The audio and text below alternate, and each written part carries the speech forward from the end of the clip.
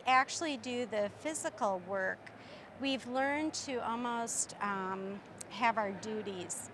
And I become the one that comes up with a lot of the basic ideas, the designing, and we first gather materials together, Mm-hmm. and that's like our outings into the countryside, which I think recharges us. Mm-hmm. And then we collect all these treasures over the years, thousands and thousands of things, and it's almost like a memory game, remembering the things that we had. So if we, for example, found this lid of this tin, this tea tin, then we'd be thinking, okay, what does that evoke for us? The tea, and we love the Japanese culture, and then begin to bring together those things that compose a story that becomes a personal one for us. And generally, I'm the one that does that, but then he'll look at what I've begun composing, and then he'll say, oh, but remember that beautiful stone.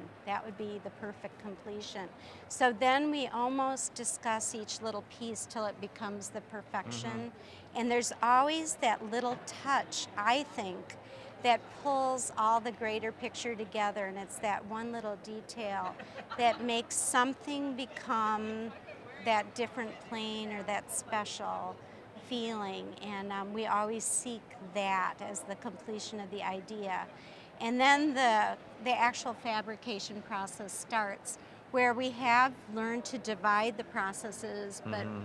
work on each piece together. He sits on one side of a table, and I sit on the other, and we have a cookie sheet, which we're very low tech when we work, and we have the pieces on a cookie sheet. Generally, maybe would you say like how many at a time? Like 3 or 4? Mm-hmm. And they're on their own little cookie sheets. And I'll do one little process, and then I'll slide it over, and then he'll go and solder what I've prepared. And then he'll bring it back. And meantime, I'm working on the other one.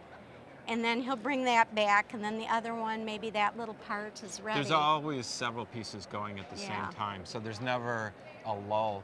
And with my students, I try to impress that upon them where they'll be working on something and it might have to sit in the acid for 10 minutes. And I try to impress that they have to be working while it's in the acid. They can't just be sitting back with their feet up. But that's the way it really is for craftsmen. You try to utilize every minute. It's all precious.